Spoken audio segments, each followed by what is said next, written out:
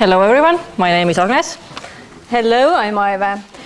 So we are not open air museum, but we are managed the same topics what we are discussed in this conference. So a little bit about Vabamu values. The Museum of Occupation and Freedom Vabamu is a private museum that focuses on the topics of Estonian recent history. Our permanent exhibition of the museum opened in 2003 and reopened on the basis of new concept in 2018. When our exhibition became more minimalist in form, but more eloquent in content, bringing more personal stories to visitors and making them think about their choices during the occupations. Our approach to topics is based on 4 values. First one, our recent history holds a vast amount of knowledge and experience. Remembering and understanding the past allows us to shape a better future, both today and tomorrow. As an institution of collective memory, we connected the threats and opportunities of the changing world with the belief people's goodwill, so as to avoid and repetition of the past crimes. Second, tell the stories of Estonian people, allowing visitors to experience the joy and sorrow of humankind. We offer opportunity for anyone to self-reflect and recognize what is meaning, also inviting visitors to take responsibility in creating a new positive chapter in the story of individual and national freedom. Next one, inclusive discussion. We start discussions to bring together people of all nationalities and their ideas. We are open to different perspectives and create opportunities for people to exchange their opinions. And last one, we are curious and eager to participate in discussing the important questions affecting the society. We stand for the freedom of expressions, opinion, print, and all the other forms of freedoms. We remember how these freedoms have been repressed in the past and ensure that they are rebuilt and reimagined in the present. All our museum activities, starting with museum lessons to our public programs, are based on these 4 values. Agnes. So our permanent exhibition, Freedom Without Borders, consists of 5 theme rooms, where themes from different perspectives are open through personal stories. For example, the stories of both Estonian and Russian nationalities, the stories of both civic activists and simple people are reflected on our Restoration of Independence floor. In the room of inhumanity, you can find stories of the victims, witnesses, and also criminals in the Soviet period. We use people's first names and also pictures of them in our museum classes to make these stories more personal for students. We are using the first names of people because their stories are also all our stories. And almost every Estonian family has a story to tell about the repressions of the occupation regime or the Great Escape in the 1944. And not only Estonians, everyone in this region, Latvians, Lithuanians, Ukrainians, share the same history.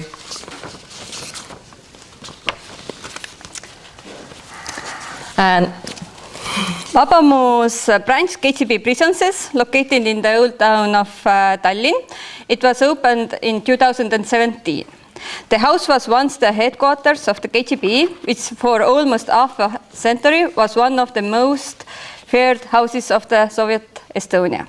One small part of the house, the basement, is now museum.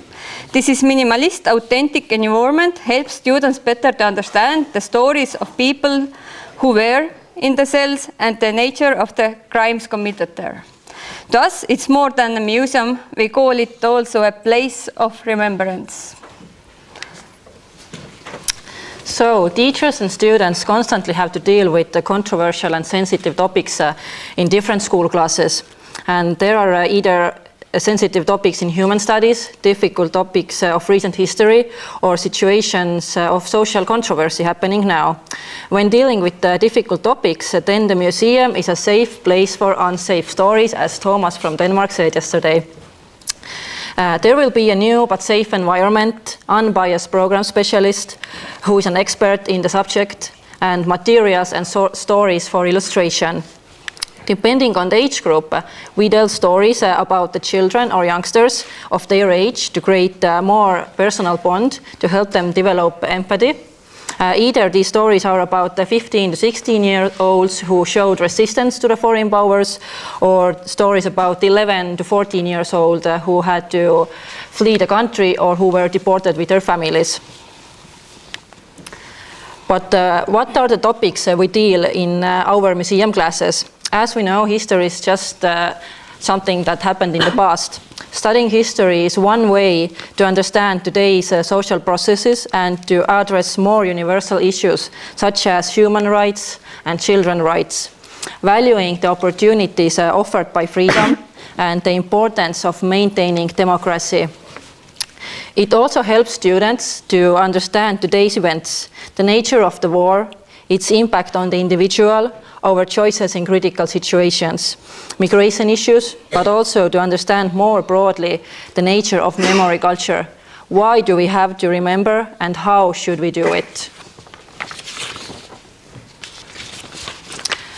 And student engagement discussions are important in our museum classes. On the one hand, it puts a great burden on the museum teacher, but on the other hand, it keeps the students' attention. If asking questions seems an elementary part of class, then actually the feedback by the students surprises us again and again, because they like the fact that they can share their opinions and that there are no right or wrong answers. For discussions, we use different methods, starting with an open line and ending with a group discussion on solving independent tasks. And here on the slides is a selection of discussion questions from our museum lesson called The Impact of a War on the Individual. Yes. One of the tasks of history teaching is develop source criticism in students. This is also one of the skills that we are mainly focusing in our classes.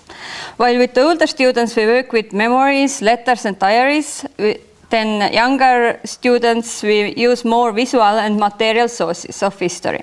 Here on the slide you can see part of Olaf Tammark's memories. If possible, we always add a photo of the person and the year of birth to the memory, which allows students to more easily relate to the story and see person behind the historical numbers. And here some visual material sources for younger. Also, you see there one column T printed machine, which KGB used to open letters. But now a little bit more about our methods. So we use drama methods a lot in our classes. Firstly, they help to develop both general human and social values, and secondly, they also help to support the topics and competences included in the curriculum. Here are some examples. We use the opinion line both at the beginning and at the end while making the summary of the class, where students are lined up so they can express their opinion on some statements, whether they agree or disagree, or they can stand in a line on 1 to 100% of a scale to show how much they agree with the statement.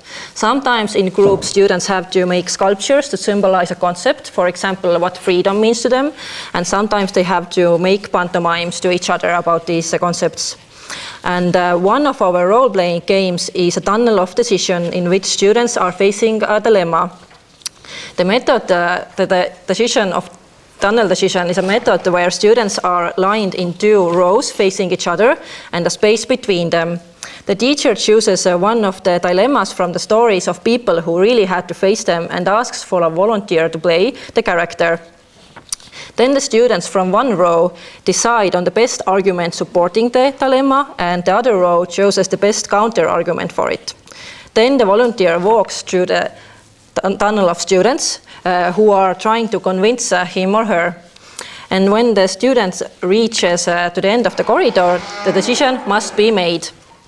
And later, he or she can explain her decision. This technique can be used to build a connection between person's feelings, thoughts, and decision. For example, a Jew living in Estonia in 1941, when German occupation started, should he escape or not? Should someone help forest brothers or not?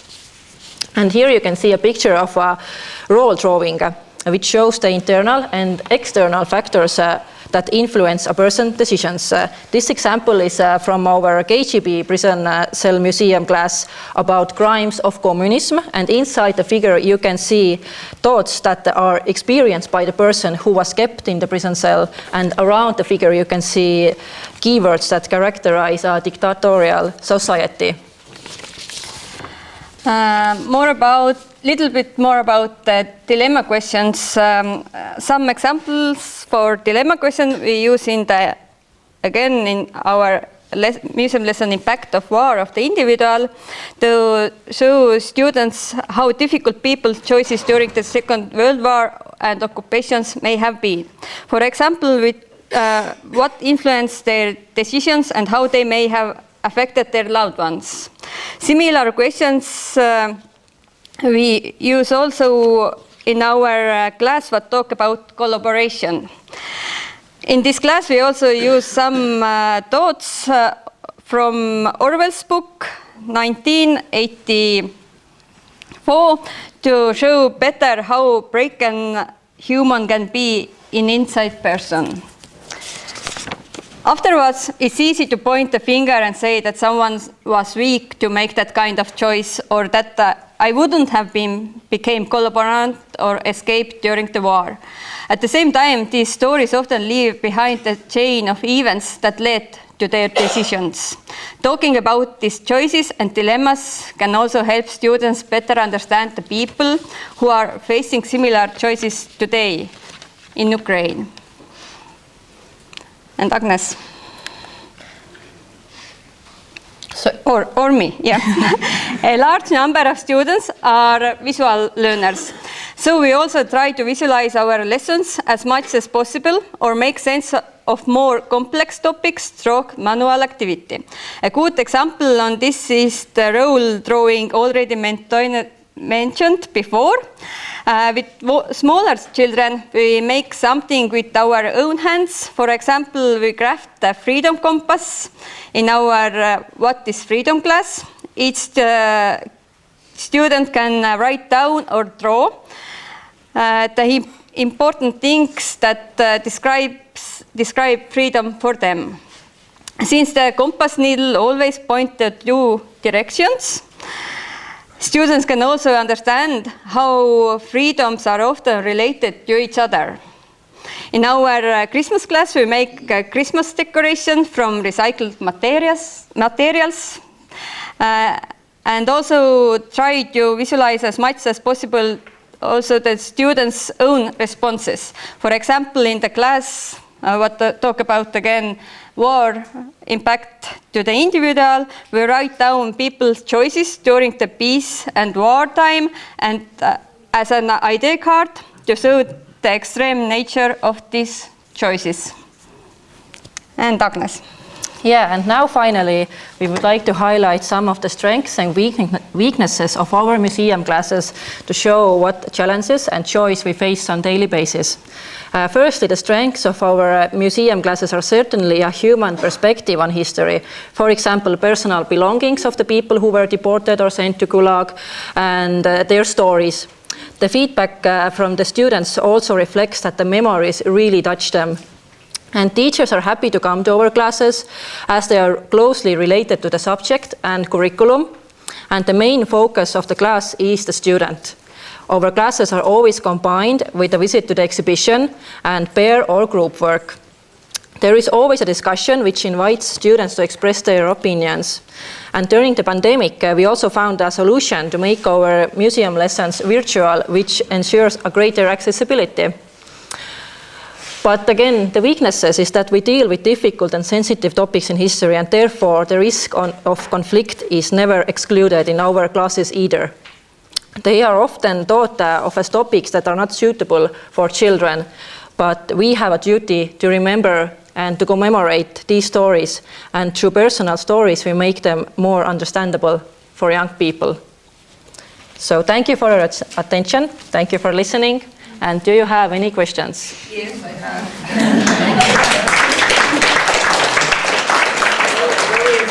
have to say I'm a bit jealous even. Don't be. Like really great programs, and you're so responsive to society. Well, at first I gave a floor to the public, so I know Lady already said she has a question. How often Russian schools visiting your museum? You have a Russian speaker educator? Yes, we have. Actually, not many Russian schools. Mostly they come when they have a teacher who speaks very well Estonian or are Estonian, but it's hard to find good connect with Russian teachers and ask to come to visit us. But because the Russian speaker teacher, she believe you if you tell about occupation for her. Well, I think it actually also depends on the teacher, because firstly, if a class comes to our museum, it starts with the teacher who will find us, and I think there are a lot of Russian-speaking teachers who avoid this topic, and so yeah, to make the connection with them, it's really important. Do you have visitors from Narva and Sillamäe and from Russia before also. We have had. Yep. but you have rural Russian people? Yes, sometimes they came to, before the war, they came to the museum and say, "Hello, I am occupant, so tell me story, what's your story?" So, but it's more ironical. The story of occupants, or what kind of opinion they have, you know? Mostly who visit the Vabamu, if we talk about Russian people, they are quite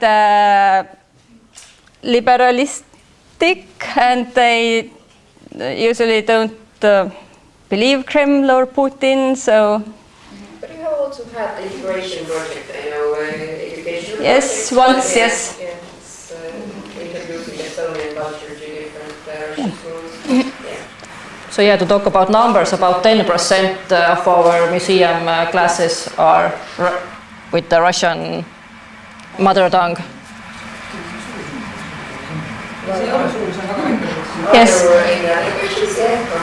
Thank you very much for your presentation. I have the question, do you have had the chance to involve also the current war and in your museum's educational programs this semester?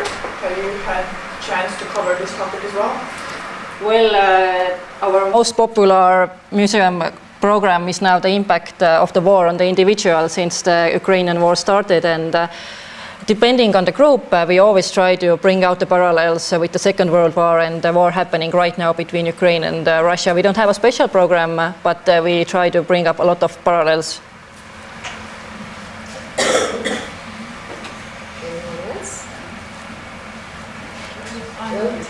I was wondering how easy it is to involve Estonian youngsters or adults also in the discussions. Because yesterday we got a very good explanation about Estonian excitement, you know. Well, in They the tend to be evening. very modest and shy. So how easily are those attendants to the programs? How easily are they involved in the discussions? Or maybe it's just the way of finding the right questions. Maybe.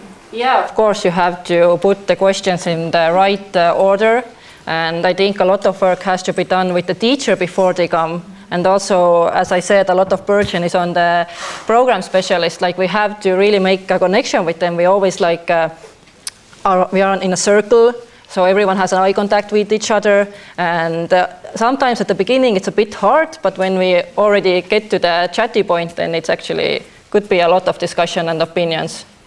So yeah, a lot of work for a museum teacher at first, but then it will all roll out eventually.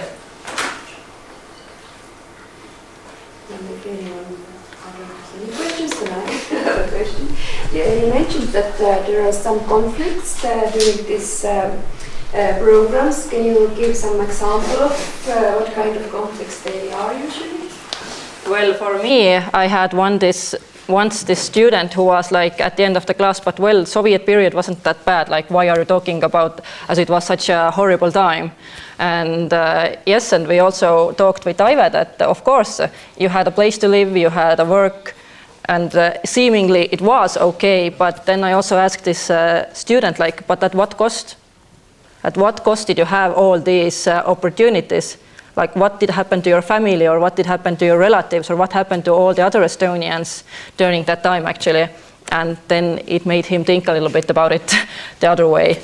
But at the same time, the other pupils also protected his... Not really. He like came to me separate and was like, why are you saying that? And then I talked with him separately. Also in my classes, there are a few times when a student asks, but why do you say occupation? It wasn't occupation. And then we try to explain using facts what happening in 1949. Then, yeah, he or she is a little bit skeptical, but yeah. Anna has a question. Yes, thank you. It was really interesting to hear your examples, and it triggered me to ask, did you observe also in this, when you get to the chatty point or even earlier, how students interact or form their opinion or in relation to the to education, what they learn from school, and to family memory, for example. So how they move in this web of different memories. With family stories, usually smaller kids, grade 3 or a little bit until 6, they want to share their stories. But my grandfather, but my grandmother, and so on. But the older students don't want to share. I don't know. They are a little bit more shy, maybe. But yeah, smaller kids are asking more and sharing more. And I also have had this kind of examples where the teacher comes to me and tells her or his personal story about the deportation or something, and then she also later tells to the kids as well. Then I think they will have this discussion maybe with each other or with the teacher, like, oh yeah, I also have a story from my family. But yeah, the older students don't want to share their stories if they have, but the younger ones do. Thank you for your presentation. Do you have any practice about the intergeneration program in your museum? I mean, different generations work together or speak together about the thematic, because in Hungary we have some of them, and it's very, very useful with the same program, grandfather, grandmothers, and the child together involve and speak about the thematic. Not yet, actually. But we're planning to do it in January because some people who have been in Siberia and lived during the war, they now want to talk more. They want to share their experience because their memories came up, and it was their decision that they want to share their stories to other people now in public. So, and I have a very quick question. It's the last one, I have to say. Aive, you have worked as a teacher for a long time, and you are studying to be a teacher. Actually, I'm also working as a teacher. Okay. Yeah. So, is there enough that kind of programs museum offering in Estonia, or should there be more value-based, or that kind of programs will discuss more?